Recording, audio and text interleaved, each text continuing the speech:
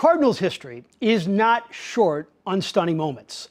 But 40 years ago, a most unlikely hero pulled off perhaps the most eye-popper of them all. And 4 decades later, Glenn Brummer still enjoys that spotlight. Corey Miller has more in tonight's Sports Plus Spotlight Story. This has changed. Just a little bit in 40 years, huh? For Glenn Brummer, the scene of the crime may have changed just a bit, but the memory is as vivid as ever. So this is where it happened. 40 years ago, Brummer was a member of one of the fastest teams in Cardinals history. Anchored by names like Ozzie, Willie, Lonnie, and Tommy, the 1982 Cardinals stole 200 bases. They were so fast, Brummer felt sorry for his catching counterparts on opposing teams. Yeah, Lance Parrish, his first game in St. Louis, we stole 6 bases off of him.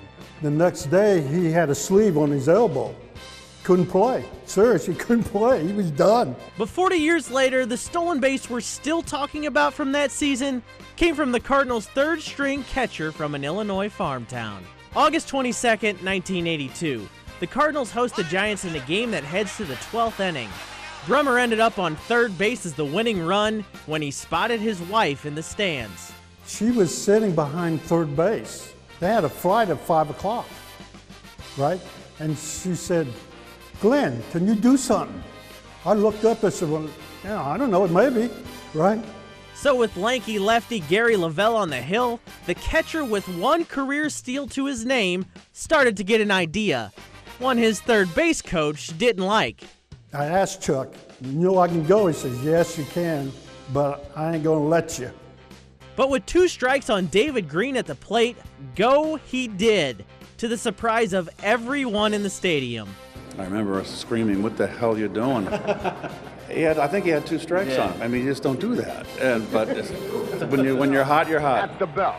Checks. Brummer stealing home. He is safe, and the Cardinals win. Brummer stole home. The dugout comes out, and they congratulate him. You wouldn't believe it. So I jump up and make sure I look. I am safe, right? And so I jumped into Tommy Herr's arms. I said, "We're done. Let's get off the field. Let's go have a beverage." But I think the surprise of the whole thing confused everybody, including the umpire. And I'm not sure if he even called the pitch a ball or a strike. He just called him safe. In fact, there wasn't a call of the pitch. And with the players celebrating all the way to the locker room, manager Whitey Herzog wanted to get out of there before the Giants could raise an objection. He went to the ground crew and said, "Roll this tarp and let's get off the field before someone changes their mind. Let's get out of here." Brummer had a 5-year career in the majors and even got to play in Game 6 of the 1982 World Series. Glenn Brummer, there you see him. And I get a call in the bullpen. Dave Ricketts answers it. He says, "Brummer, you're in the game." "You sure?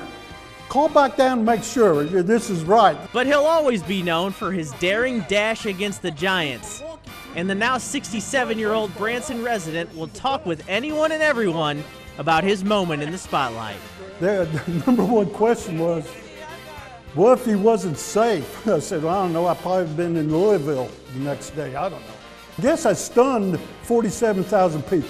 In St. Louis for Sports Plus, You wouldn't believe it. Glenn Brummer. I'm Corey Miller.